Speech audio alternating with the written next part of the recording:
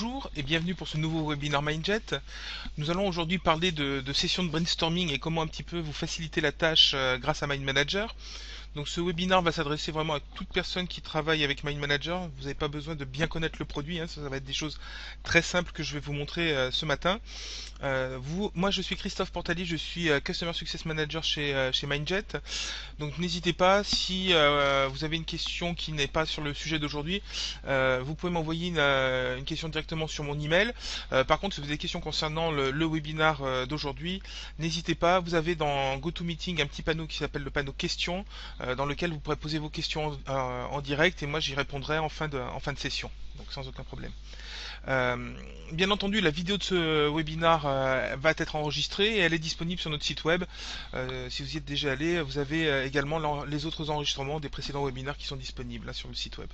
Vous les retrouvez également sur notre chaîne YouTube. Donc pour nous retrouver sur YouTube, c'est simple, hein, vous allez taper dans la recherche Mindjet et puis EMEA comme les lettres de la région EMEA. Et là vous retrouverez l'ensemble des webinaires, mais également des petites vidéos sur des rappels, comment faire certaines fonctionnalités dans Mind Manager. Alors, pour commencer ce webinaire, j'ai préparé une petite présentation, elle n'est pas très longue, vous verrez. Par la suite, je vous ferai une petite démo concrète des fonctionnalités dont je vais vous parler. Et puis, nous finirons donc par la réponse à vos questions. Alors pour cette partie présentation, plutôt que de vous faire des slides classiques, hein, j'ai préféré utiliser Mind Manager. Vous savez que dans Mind Manager, vous avez aussi un mode présentation. Donc j'aime bien l'utiliser parce que ça permet d'avoir au moins des choses un petit peu dynamiques avec des branches. Donc pour activer ce mode présentation, je vais aller dans Affichage, puis Présentation, et je lance le diaporama. Alors pour commencer, juste un petit rappel. Aujourd'hui, nous allons parler de brainstorming, mais il va de soi que ce n'est pas la seule chose que vous pouvez faire avec Mind Manager, hein. Il y a bien d'autres types d'activités qu'on peut faire. Mind Manager, c'est un outil qu'on peut utiliser très souvent. Pour rappel, je vous ai mis les principaux usages de Mind Manager, à savoir la planification et la gestion de projet, la productivité individuelle et collective, les sessions de brainstorming et de résolution de problèmes, mais également la gestion des informations et des connaissances, la planification stratégique et commerciale, et également l'analyse de processus. L'analyse de processus, notamment grâce au nouveau mode de diagramme qui a été rajouté dans la version 2017 de Mind Manager, hein. Vous pouvez vraiment avoir une vue chronologique de vos processus, où ça peut devenir vraiment assez intéressante pour pouvoir les modifier ou pour vous assurer qu'ils sont bien faits. Mais aujourd'hui, effectivement, on va quand même se concentrer sur la partie brainstorming, hein. Donc je vais juste vous rajouter un petit voyant. Donc voilà, aujourd'hui nous allons parler du brainstorming, pas forcément de la résolution de problèmes, hein, mais la partie brainstorming en particulier. Alors premièrement, brainstorming et mind manager, pourquoi est-ce que moi je trouve que ces deux mots vont bien ensemble? Vous allez le voir dans quelques instants.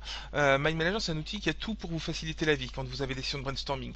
Alors le brainstorming, c'est pas une technique qui est récente, hein, ça date des années 1940, ça a été créé par Alex Osborne, qui est un publicitaire américain, et qui avait mis en place 4 règles et 8 opérateurs. Les 4 règles étaient les simples. Pendant une session de brainstorming, on ne va surtout pas faire de critiques sur les idées des autres. On va débrider la pensée, hein. Le but c'est vraiment d'explorer de nouvelles pistes. On va produire beaucoup d'idées, même si elles ne sont pas toutes utiles. Le but c'est d'avoir de la volumétrie et on ne va pas hésiter à faire de la combinaison et de l'amélioration des idées des autres, hein. Donc même si pendant une session de brainstorming des personnes reprennent les idées des autres pour les améliorer, c'est pas un mal, bien au contraire, c'est exactement ce qu'on va rechercher. Et pour mener à bien ces sessions de brainstorming, eh bien, donc Alex Osborne avait mis en place 8 opérateurs qu'on va pouvoir utiliser sur chacune des idées pour les adapter, pour les modifier, pour les magnifier, pour les minifier quand elles sont moins importantes a priori. On va pouvoir les substituer, les réarranger, les intervertir, les combiner. Le but c'est vraiment de remuer tout cela pour avoir un résultat correct. Alors concrètement, on a des grands principes, hein, pour mener à bien les sessions de brainstorming. Généralement, on a besoin, bien entendu, d'un espace pour afficher et organiser toutes ces idées qu'on va produire. Classiquement, on va utiliser des tableaux blancs ou des post-it. Alors, c'est la méthode la plus basique qu'on retrouve dans toutes les entreprises, le tableau blanc avec des marqueurs où on va choisir différentes couleurs pour montrer qui fait quoi, ou alors les post-it. Voilà, mais bon, Ça, c'est des méthodes que je trouve un petit peu anciennes parce que pour moi, elles ont quelques manques, notamment. Voilà, c'est très pratique pour trouver les bonnes idées, mais on perd beaucoup d'informations en fin de session. Dans le meilleur des cas, on fait une photo pour récupérer ce qu'il y avait sur le tableau ou sur les post-it. Mais voilà, comment on traite ça, comment on le réutilise, comment on pérennise vraiment tout ce qui a été produit pendant une session, c'est pas forcément simple à faire quand on a juste un tableau blanc et des post-it, hein.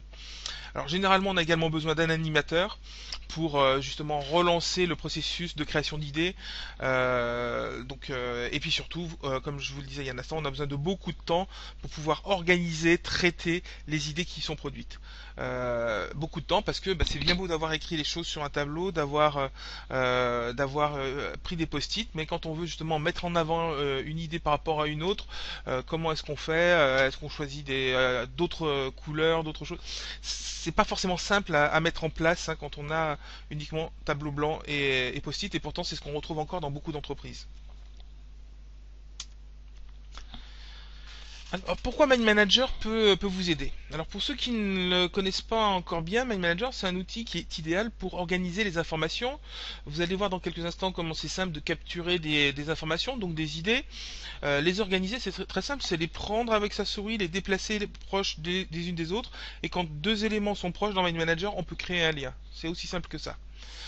Clarifier, identifier les éléments, c'est encore plus simple dans Mind Manager puisqu'on peut rajouter à tout élément, à tout sujet dans une map, des marqueurs visuels comme des icônes.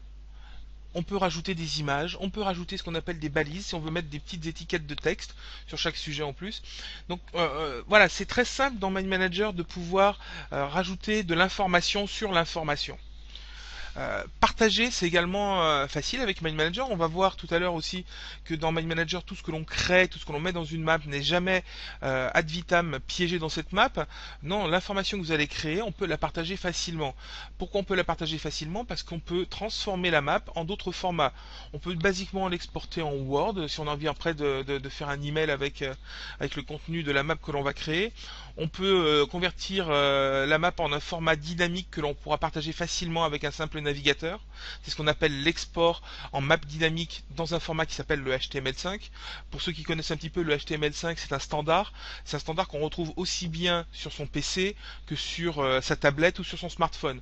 Ça veut dire que le document que vous créez sur votre PC avec Mind Manager, vous allez pouvoir facilement le distribuer à toute personne sans vous préoccuper sur quel appareil la personne va consulter le document.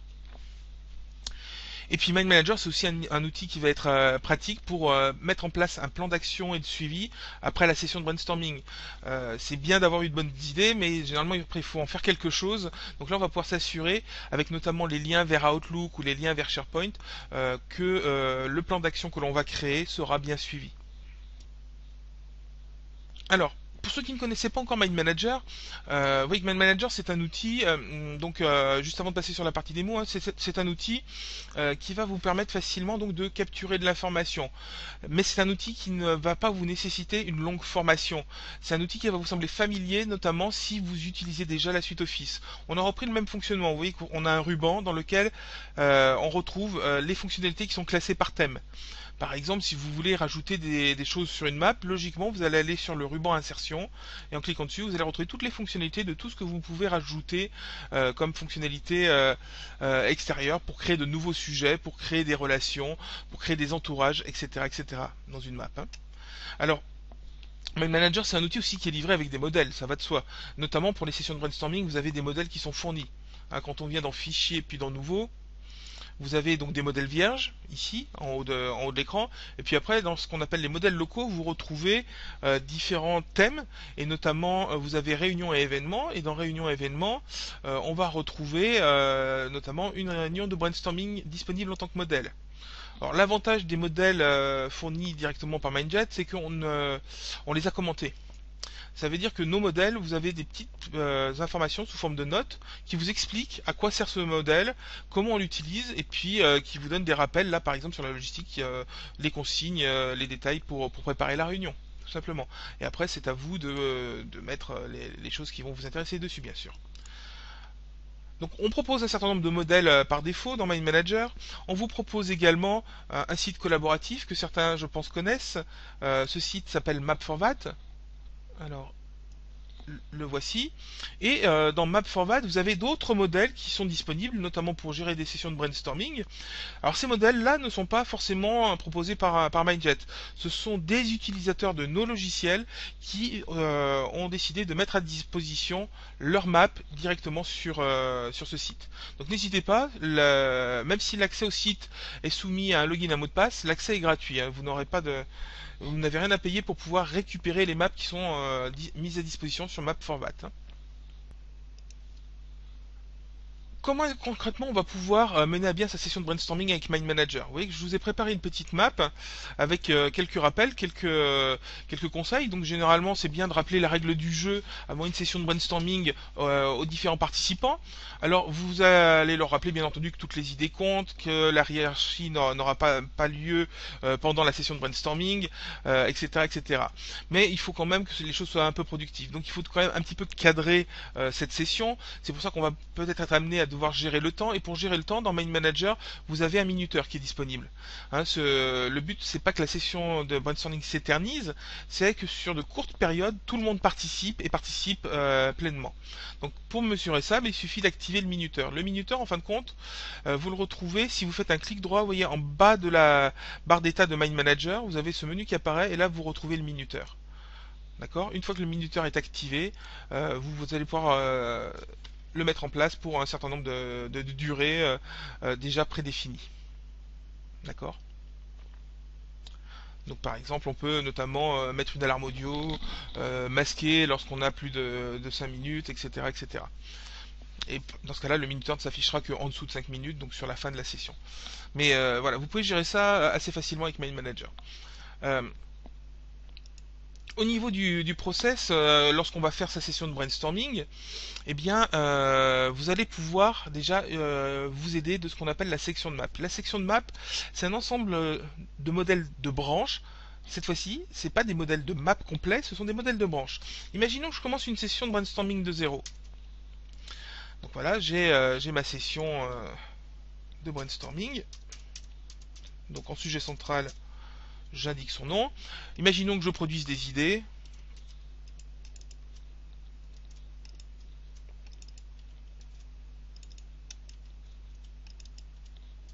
Voilà. Donc maintenant, une fois que j'ai saisi ces idées, comment est-ce que je vais faire pour les organiser? Alors bien entendu, je vous ai dit c'était simple, on prend les éléments, on les rapproche les uns des autres. Déjà les idées entre elles, vous voyez quand je les rapproche, j'ai un petit cadre rouge qui apparaît pour me positionner les idées les unes par rapport aux autres. Alors vous le savez, My Manager c'est un outil qui vous autorise, même si vous avez lié des choses, de pouvoir revenir en arrière. Hein. Il suffit d'appuyer sur la touche majuscule de votre clavier, vous reprenez un sujet, vous le redéplacez et ça va casser le lien. Mais voilà, là ce qu'on pourrait être tenté de faire, c'est de se dire dans ma session de brainstorming, je vais faire une branche pour les idées retenues et une autre branche pour les idées que je ne souhaite pas conserver. Ça peut être peut-être on peut peut-être faire mieux. En fin de compte, déjà ces idées, il faut peut-être que je les qualifie un peu plus parce que là c'est de la donnée vraiment brute. Rappelez-vous, tout à l'heure, je vous disais que dans les grands principes du brainstorming, on va essayer de rajouter de l'information complémentaire, on va essayer de faire vivre ces idées pour qu'elles deviennent un peu plus complètes. Et bien dans la section de map, vous avez des branches pour vous aider pour cela. Donc vous voyez que dans la sélection de map, je retrouve un certain nombre de dossiers, dont un dédié au brainstorming. Et dans ce dossier, je vais retrouver des branches déjà prêtes pour affiner les attributs de mes idées, affiner l'estimation, faire une analyse force-faiblesse, catégoriser en fonction de la gestion du temps, etc., etc. Donc on va pouvoir très facilement, donc imaginons que j'ai besoin de catégoriser les idées, prendre une branche, et puis là, par exemple pour mes idées à appliquer, approfondir, garder ou bien rejeter. Donc là, pour les classer, tout simplement, oui, que je les déplace, je les récupère de cette façon, relativement simplement.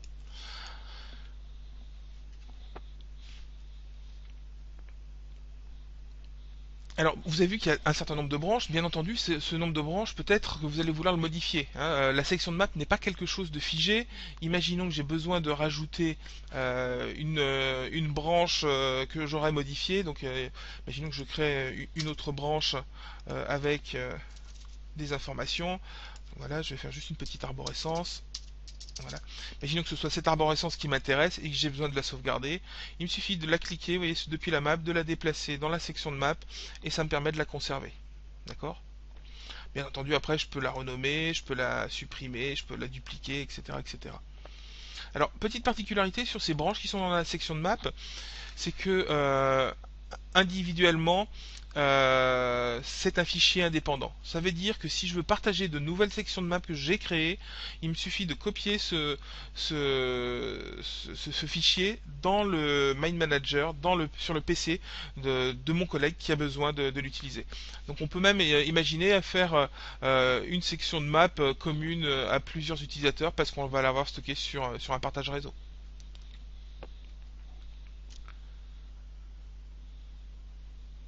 Donc vous voyez, cette section de map, hein, on retrouve aussi d'autres branches quand on veut faire du projet ou autre. On en parlera une autre fois, mais là, la partie brainstorming, on ne l'a pas oublié, vous avez un certain nombre de choses. Pour une session de brainstorming, on peut être aussi amené à utiliser la branche analyse, hein. La branche analyse peut être assez pratique aussi pour faire, vous voyez, on a des analyses 5 forces, etc., de la planification stratégique, etc., etc. Donc là aussi, vous avez des éléments qui peuvent vous servir justement pour catégoriser plus facilement les idées de la session de brainstorming assez facilement. Euh, alors, une autre façon de catégoriser bien sûr ces idées, en dehors des branches qu'on a dans la section de map, ce serait déjà visuellement de les différencier. Peut-être que dans mes idées A, B, C et D, elles ne sont pas toutes équivalentes. Ah, j'en ai peut-être quelques-unes qui me paraissent plus importantes que d'autres. Donc, basiquement, on pourrait être amené à se dire, bah voilà, je vais tout simplement changer la taille du texte, hein. Voilà, on pourrait, voilà, pour dire que l'idée B est plus importante, voilà, je vais la mettre en plus grand ou je vais la mettre en rouge, etc., etc. Y a mieux à faire dans Mind Manager. On peut aussi appliquer ce qu'on appelle des icônes. Hein, des icônes, on en retrouve, bien entendu, vous l'avez compris, en allant dans le ruban insertion. Et dans le ruban insertion, vous voyez que j'ai un certain nombre d'icônes par défaut qui sont disponibles. Par exemple, des icônes par priorité pour montrer la priorité d'une idée par rapport à une autre. Mais on en retrouve également dans une bibliothèque. Toujours sur la barre verticale que j'ai sur la droite, et que j'ai une bibliothèque qui est disponible, et dans cette bibliothèque, on retrouve des icônes qui sont disponibles. Et là, vous allez pouvoir trouver un peu plus de choix pour agrémenter vos maps. Vous pourrez même retrouver beaucoup plus de choix si vous décidez de rajouter vos propres icônes. Vous voyez qu'on peut rajouter ses propres icônes. C'est un format qui est tout à fait standard, c'est du point ICO. Le point ICO a un gros avantage. C'est que quand vous allez sur Google, vous tapez icône gratuite.ico et vous en trouverez des dizaines de milliers. Mais voilà, imaginons que j'ai besoin de mettre, j'ai produit beaucoup d'idées. Alors je vais supprimer ma priorité 1 pour le moment. J'ai produit beaucoup d'idées, mais je n'ai pas envie de m'embêter à mettre mes icônes une par une. Alors on a également un petit outil qui est pratique dans Mind Manager qui vous permet de mener à bien des analyses. Ça, il est très pratique pour mettre en avant certaines choses. Vous le retrouvez dans le ruban avancé et puis dans le mode analyse. Donc là, je vais créer une nouvelle analyse. Par exemple, pour une session de brainstorming, là, je suis sur une gestion du temps. Je vais prendre peut-être un autre modèle. Donc je vais cliquer sur configurer, modèle de vue. Et puis je vais prendre, voilà, par exemple, du force-faiblesse pour cette analyse pour une session de brainstorming. Vous voyez que mes idées A, B, C et D sont sur la partie gauche donc de mon diagramme. Ce qui est intéressant, c'est que ces différentes idées, je vais pouvoir les déplacer sur cette vue, sur ce diagramme. Donc là, quand je déplace les éléments, ils arrivent tous au centre et en fonction de leur position dans le diagramme, donc en fonction de l'analyse que je vais faire sur mes idées en live pendant ma session de brainstorming, vous voyez que je vois tout de suite des priorités qui vont se dessiner. Hein. En fonction de la position du sujet dans ce diagramme, j'ai un niveau de priorité qui apparaît. Donc là, imaginez que vous soyez dans une session de brainstorming, une vraie, où vous avez déjà produit 150, 200, 300 idées. Vous déplacez rapidement les éléments dans la bonne partie sur le diagramme et vous allez simplement cliquer sur appliquer les marqueurs pour que les marqueurs, vous voyez, de priorité se mettent en place directement sur la map. Et là, ça va vous faire gagner beaucoup de temps.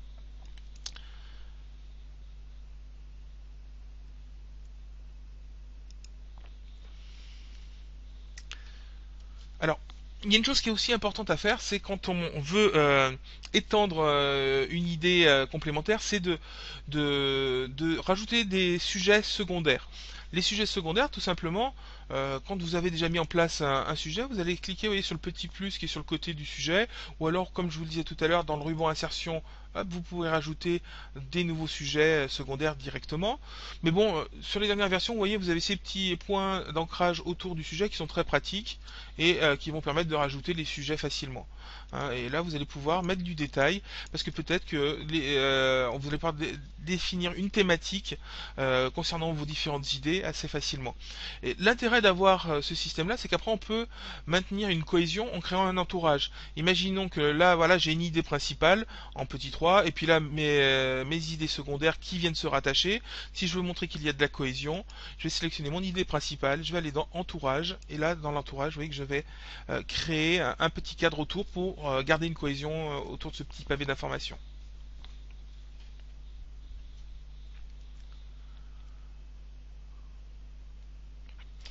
Alors, vous voyez bien, l'avantage de Mind Manager, c'est qu'au fur et à mesure que je fais ces mises en page, ces entourages, j'ai rajouté des icônes, j'aurais pu mettre des images, ou pourquoi pas des balises. C'est vrai que je vous ai parlé des balises, mais je ne vous les ai pas montrées. Une balise, c'est pour ajouter une petite information complémentaire. Voilà, quand on vient dans Insertion, vous voyez que vous avez balises, vous allez par exemple pouvoir, imaginons que les idées concernent certains services dans l'entreprise, eh bien vous allez créer voilà, une nouvelle catégorie de balises. Ce serait dans quel service on retrouve cette idée. Et bah, par exemple, ce serait pour de l'IT. On peut même colorer le petit pavé de texte hein, si on en a besoin. Mais également, pourquoi pas aussi pour le service compta.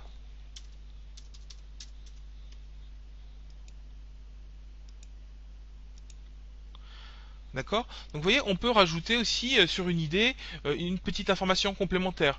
Pour ceux qui utilisent régulièrement des outils comme SharePoint, c'est ce qu'on pourrait appeler une métadonnée.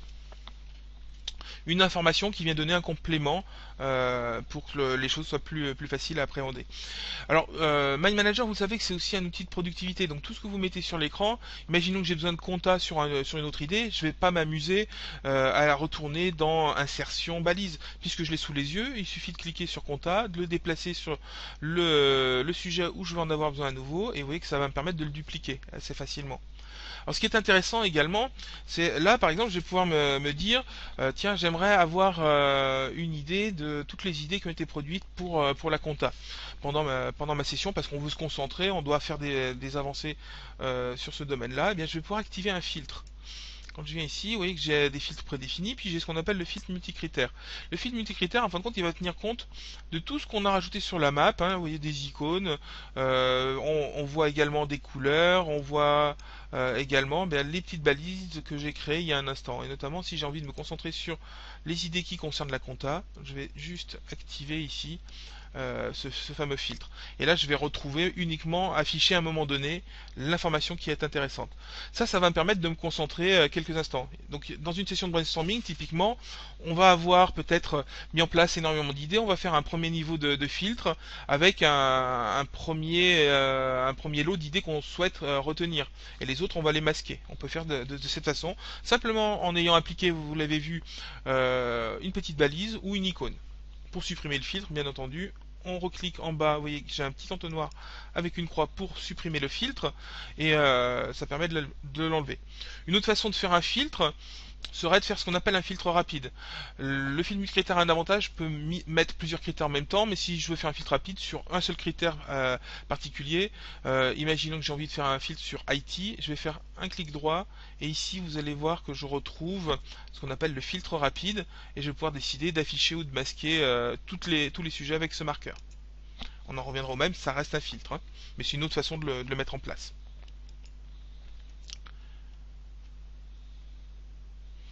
Donc, vous l'avez compris, n'hésitez pas, pendant la session même, de remettre en forme votre map.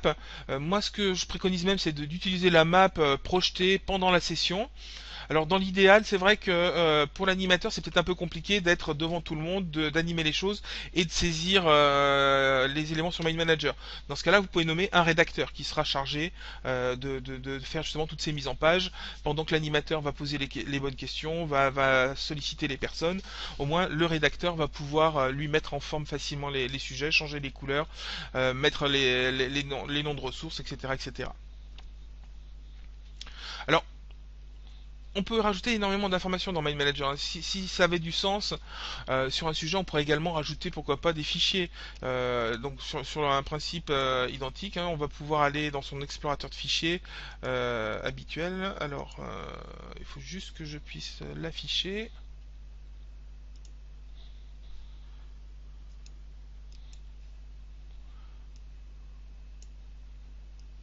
Le voici, il était caché sur mon deuxième écran. Donc là, vous voyez que j'ai mon répertoire où j'ai mis les maps que je vais utiliser pour cette démo. Pour ajouter un fichier, vous le savez, hein, il suffit d'aller dans votre explorateur de fichiers, vous cliquez, vous déplacez. Et là, vous voyez qu'on a deux cas de figure. Soit j'ai un rectangle rouge pour ajouter un nouveau sujet avec le fichier en question. Vous voyez qu'on a deux modes de rajout. Je ne vais pas rentrer dans le détail, mais vous avez lien ou pièce jointe. Lien, ça veut dire qu'on met le chemin vers où est stocké le document. Pièce jointe, on rajoute le document dans la map. Donc imaginons que je rajoute un lien, voilà. Et puis le deuxième cas de figure, je n'ai pas envie de créer un nouveau sujet. Par contre, je veux rajouter le fichier à un sujet existant. Voilà, donc je vais prendre un deuxième fichier. Et là, vous voyez, je vais avoir un cadre vert pour rajouter ce document à un fichier qui existe déjà. On peut faire ça avec donc des fichiers, on peut le faire aussi avec vos emails. Si ça a du sens de rajouter pendant la session de brainstorming un mail parce que toutes les personnes ont fait un peu un consensus en disant qu'il y a un email qui posait problème, bah vous allez dans votre messagerie et vous faites exactement la même chose. Euh, voilà, je vais prendre un email et je vais le rajouter directement sur la map. Donc vous voyez que sur un email, en plus, on récupère un certain nombre d'informations complémentaires. On récupère le petit drapeau de suivi s'il y en a un, le niveau de priorité et d'urgence du mail en question. Bien entendu, on récupère les informations de qui l'a envoyé et à quel moment. Et puis on a une petite note avec le contenu du texte qui est dans l'email. Si on avait des pièces jointes, on pourrait également aussi les retrouver directement sur le sujet. Donc vous voyez, n'hésitez pas pour que les idées soient vraiment parlantes pendant la session de brainstorming.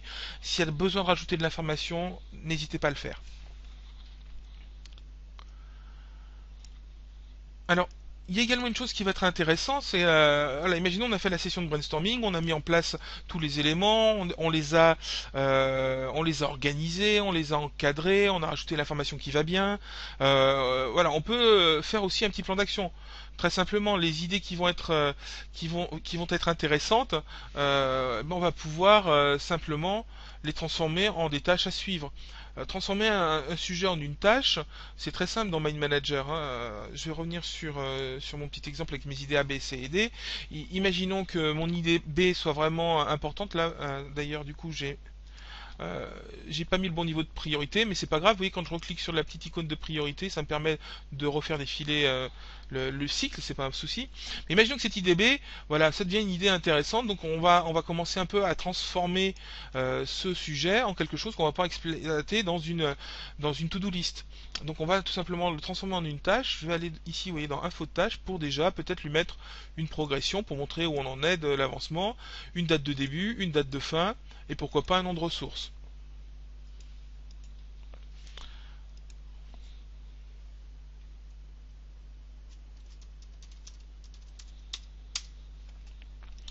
D'accord. Maintenant, cette idée, imaginons que j'ai vraiment envie de la suivre, parce que là, pour le moment, elle est uniquement dans cette map de suivi. Je vais pouvoir faire un clic droit et je vais pouvoir, par exemple, l'envoyer vers, et je pourrais l'envoyer vers Outlook, pour le transformer en une tâche Outlook. Alors attention, dans Outlook, on va perdre par défaut la ressource que j'ai assignée, mais ça c'est normal. On va pouvoir le rétablir après coup. Parce que maintenant, vous voyez que vous avez un lien, je vais zoomer, vous avez un lien entre cette idée qui est dans la session de brainstorming, cette idée qu'on doit suivre, cette idée qu'on doit s'assurer qu'elle va aboutir à quelque chose par la suite. Eh bien, je peux maintenant aller la modifier directement donc dans Outlook. Donc, vous voyez ici j'ai l'idée qui est disponible. Alors cette idée, je pourrais l'assigner à quelqu'un en particulier.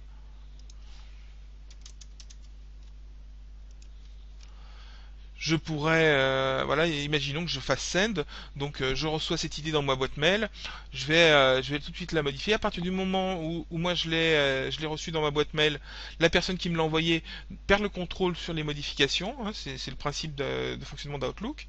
Donc moi je vais pouvoir modifier, dire que j'ai commencé, changer la priorité. indiquer ma progression, pourquoi pas mettre un petit message, éventuellement rajouter une pièce jointe.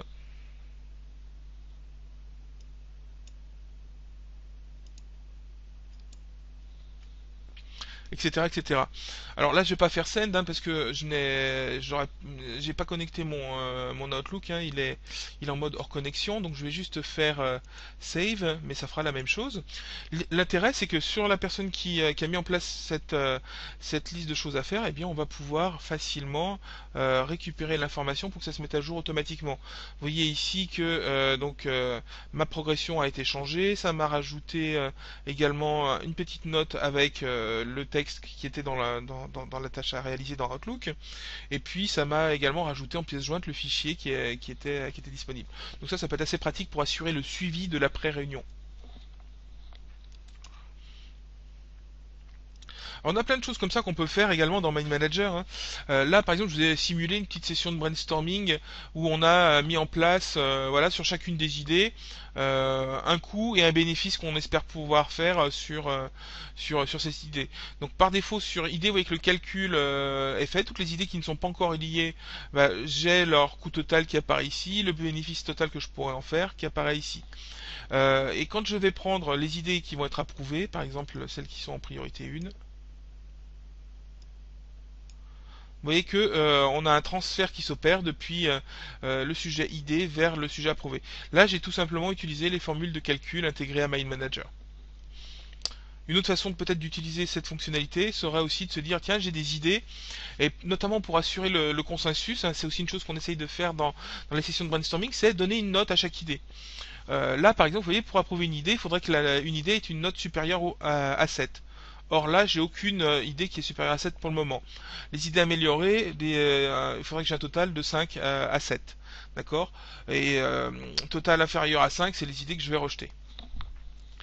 Donc, tout simplement, rappelez-vous, je vous ai dit qu'on peut lier les idées les unes aux autres, et ce qui est bien, c'est justement de greffer, de rebondir sur l'idée de quelqu'un d'autre. Donc, si on a plusieurs idées qui ont du sens, on peut peut-être les agréger les unes aux autres. Et vous voyez que faisant cela, ma note totale pour l'idée principale augmente. D'accord. Elle augmente, peu importe si je mets l'idée un rang en dessous ou plusieurs rangs en dessous. Hein, c'est pas un problème. La note globale augmente. Et de cette façon, vous voyez que maintenant j'ai bien une note totale, par exemple, pour cette idée supérieure à 14. Donc je pourrais la mettre dans les idées approuvées facilement. Et ici, note inférieure à 2, bah, idée à rejeter.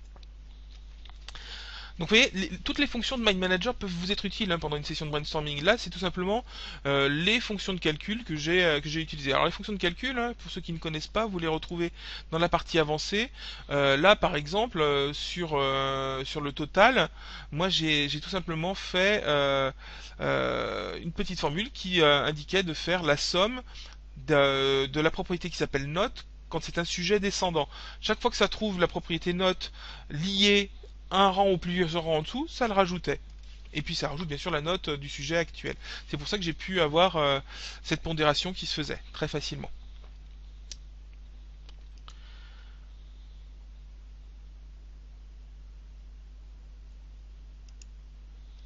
Alors, après la session de brainstorming, ce qu'on va être également amené à faire, c'est clarifier, vous voyez, mettre en page un peu la map, parce qu'on ne peut pas partager les informations comme ça, brut, hein, généralement.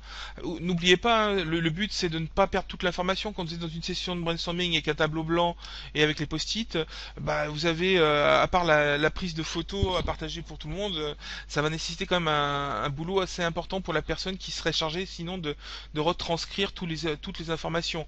Là, puisque vous avez fait les choses sur Mind Manager directement, bah, vous pouvez directement mettre en page sur le document de travail, proposer donc votre plan d'action puisque vous avez pu créer un certain nombre de tâches, et puis pourquoi pas partager cette map avec tout le monde.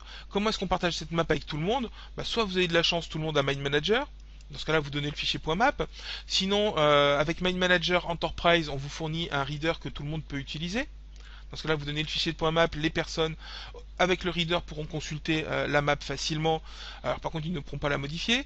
Ou alors même si les personnes n'ont pas le reader, peut-être que vous allez faire une session de brainstorming avec des personnes extérieures à votre entreprise et ils ont peut-être des restrictions sur leur machine, ils ne peuvent pas installer d'autres logiciels.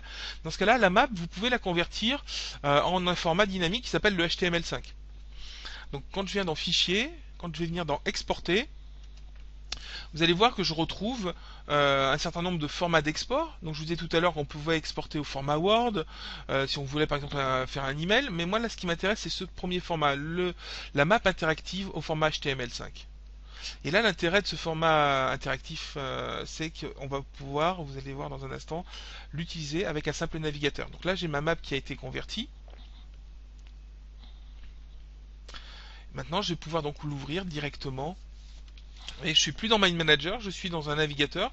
Moi en l'occurrence là j'utilise Firefox.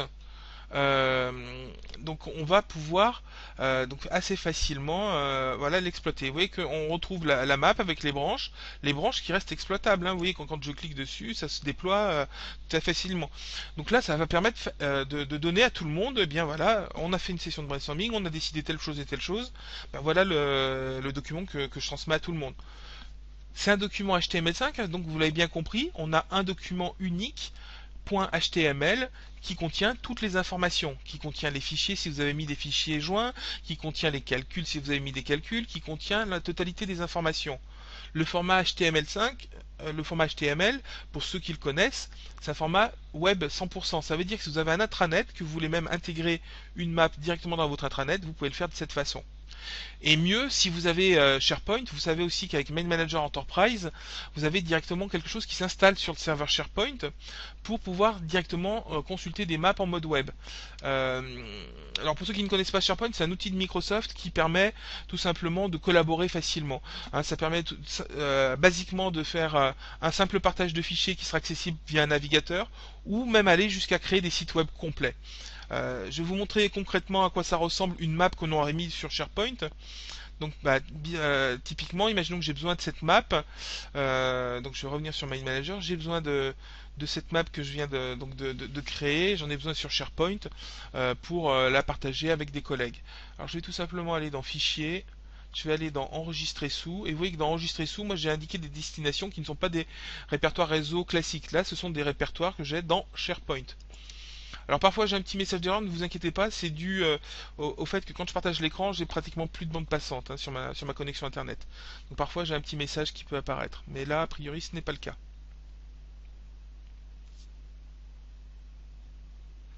Donc voilà, je retrouve mes répertoires stockés sur SharePoint. Moi là en l'occurrence c'est un SharePoint qui est hébergé dans l'offre Office 365.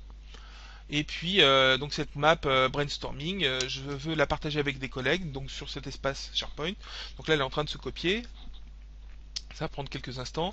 Je vais avoir un petit message maintenant qui lui va me préciser que cette map n'est plus en local, qu'elle est bien stockée dans SharePoint. Donc on va attendre juste quelques instants que le message apparaisse bien. C'est vrai que je n'ai pas fait attention, j'ai peut-être copié une map qui était peut-être un petit peu volumineuse. Je vais juste vérifier la taille. Oui, effectivement. Alors, j'ai pris une map. Oui, j'ai beaucoup de fichiers joints. Vous voyez qu'elle fait 11 mégas, donc ça peut prendre, avec ma connexion, ça peut prendre quelques minutes. Donc, je vais copier une autre map pour gagner un peu plus de temps. Sinon, on va attendre trop longtemps. Donc, je vais prendre tout simplement ma map. Tiens, par exemple, ma map avec les calculs. Ça ira beaucoup plus vite. Voilà, enregistrer. Ça ira plus vite.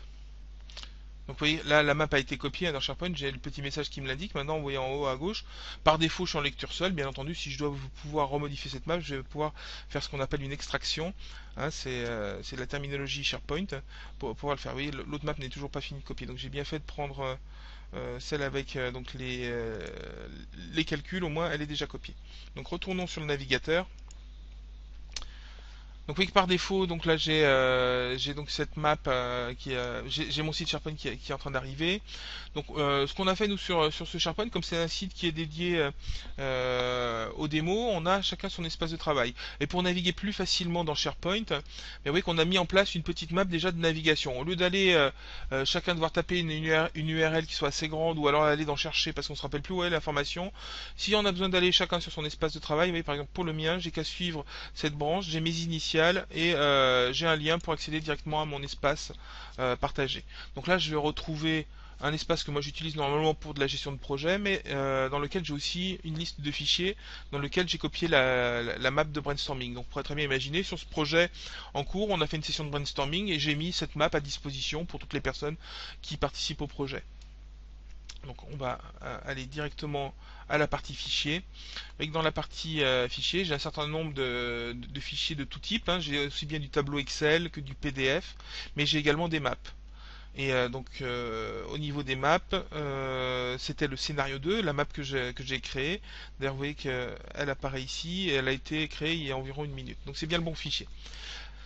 Le fait d'avoir installé mon module Mind Manager Server App sur le serveur SharePoint, ça me permet tout simplement pour les fichiers .mmap, les fichiers de Mind Manager, de pouvoir, vous allez voir, les consulter sans avoir besoin de les convertir.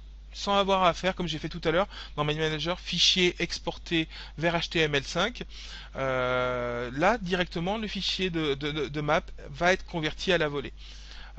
Donc ça c'est assez pratique pour s'assurer que les personnes aient bien accès quand on partage tout le temps à la dernière version de la map.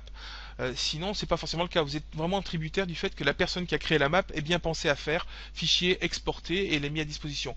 Là vous n'avez même plus besoin de vous embêter avec ça, il suffit que la map soit stockée sur SharePoint et tout le monde pourra consulter la dernière version.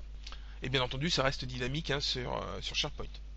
Alors, une dernière chose que je souhaitais vous montrer et après je répondrai à vos questions. Je vois qu'il y a déjà un certain nombre qui ont été posées. Donc n'hésitez pas si vous avez des questions, vous allez sur le panneau questions de GoToWebinar. Je voulais vous montrer une dernière chose. C'est une fonctionnalité qu'on oublie souvent dans Mind Manager.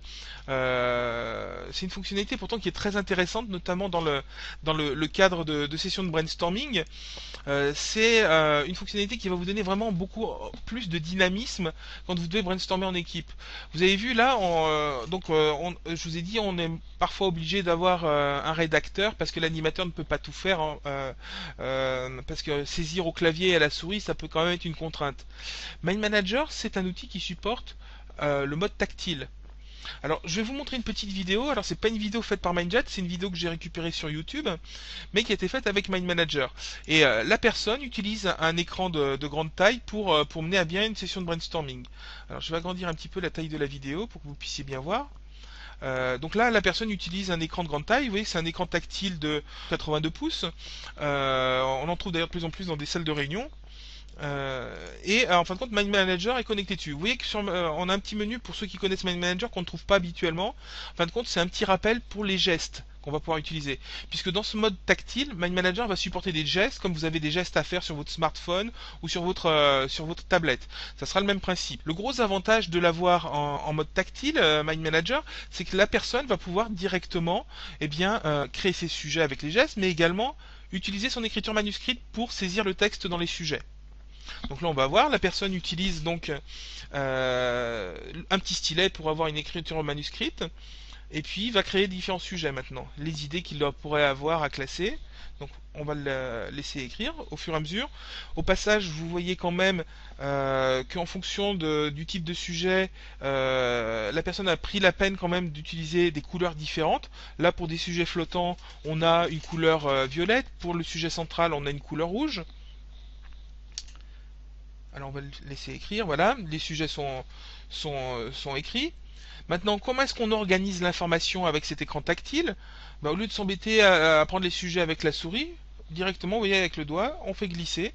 Donc là, pour les premiers niveaux, encore une autre chose intéressante, grâce à un thème, mais qu'on passe d'une couleur violette à une couleur bleue automatiquement, tout simplement pour montrer que ce sont des sujets de premier niveau. Et puis pour le niveau d'après, une couleur verte.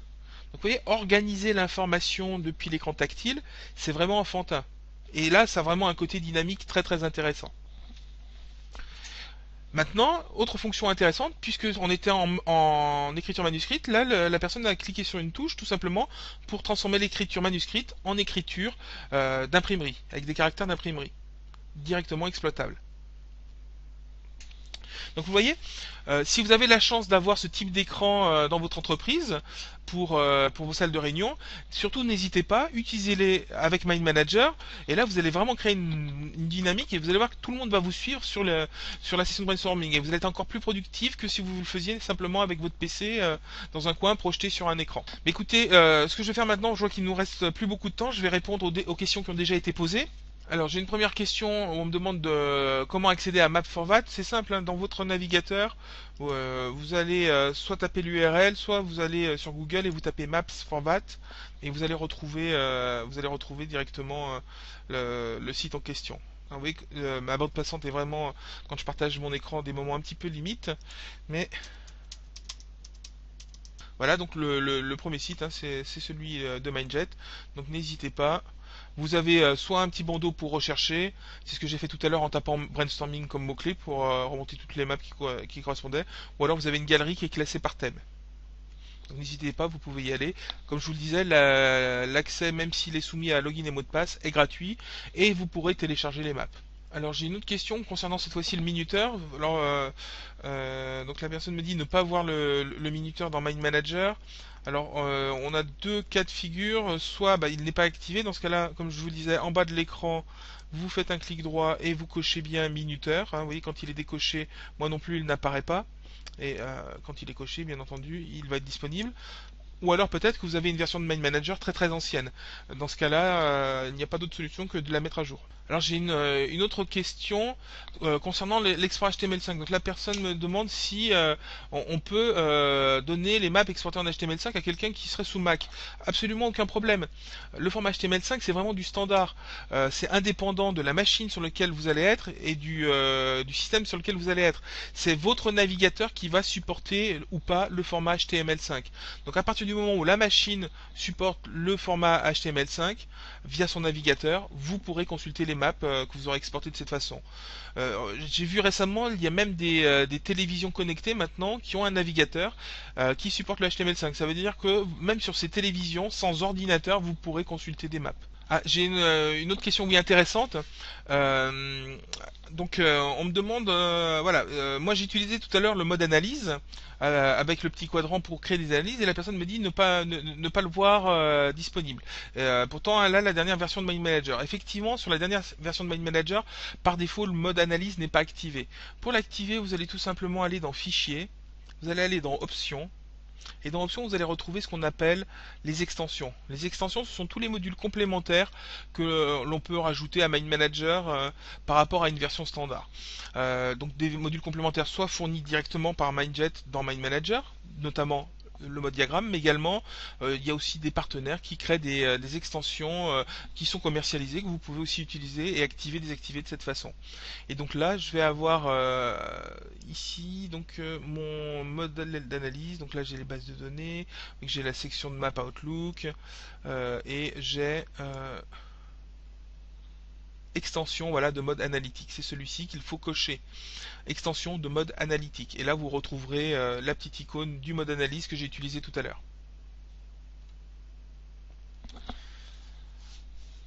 Ah, j'ai une autre question qui est assez intéressante. Voilà, c'est bien, on a créé une to-do list. Maintenant, on voudrait l'exporter vers autre chose qu'Outlook ou que SharePoint. Eh bien, oui, vous allez pouvoir le faire. Et la personne me demande notamment est-ce qu'on pourrait l'envoyer vers Trello. Mind Manager s'intègre avec une solution qui n'est pas de chez nous, hein, mais qui s'appelle Zapier. Zapier, il faut voir ça un petit peu comme un aiguillage entre différentes applications. Dans Zapier, vous allez pouvoir faire intercommuniquer 700 applications qui sont dans le cloud, dont Trello, dont dont Gmail, dont Salesforce. Enfin, vous avez énormément donc de solutions et vous avez notamment Mind Manager qui est disponible.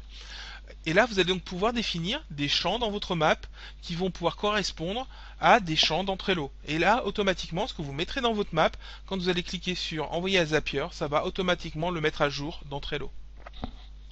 Mais comme je vous dis, attention, Zapier, c'est pas une solution Mindjet. Donc vous avez un premier niveau qui est gratuit pour pouvoir tester la solution. Après, c'est une licence Zapier à acquérir. Hein. Alors, il nous reste un petit peu de temps. Si vous avez une dernière question.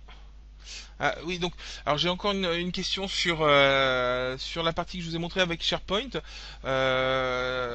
C'est vrai que je vous ai montré sur du SharePoint dans Office 365. Hein, je reviens dessus. Voilà. Je reviens dessus.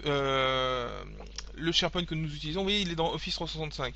Bah, de soit que ça fonctionne aussi avec du SharePoint on-premise que vous auriez installé sur votre propre réseau informatique. Hein.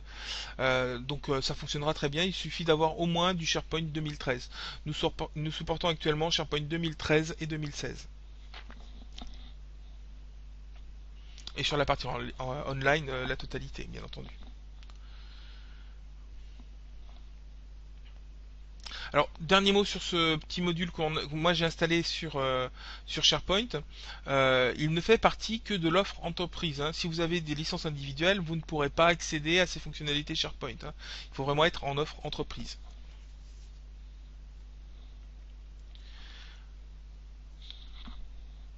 Eh bien écoutez, je ne vois pas d'autres questions dans l'immédiat. Ce que je vous propose, écoutez, c'est si vous avez d'autres questions, de me les envoyer directement. Donc je vous affiche mes coordonnées. Vous me les envoyez par email.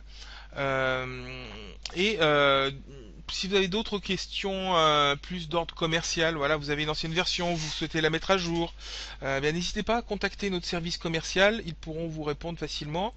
Et puis si vous voulez tester la dernière version de Mind Manager, vous allez sur notre site web, vous pourrez télécharger une version 2017 qui sera valable pendant 30 jours. Alors attention, ce sera une version forcément standard. Il n'y a pas de version d'essai pour Mind Manager Enterprise. Hein, pour tester Mind Manager Enterprise, il faut contacter un de nos commerciaux et c'est eux qui peuvent vous donner accès à une période de test sur de l'Enterprise. Mais en tout cas, merci pour votre attention, merci pour toutes vos questions. Je vous dis à bientôt pour un prochain webinar avec Mind Manager. Merci beaucoup. Au revoir.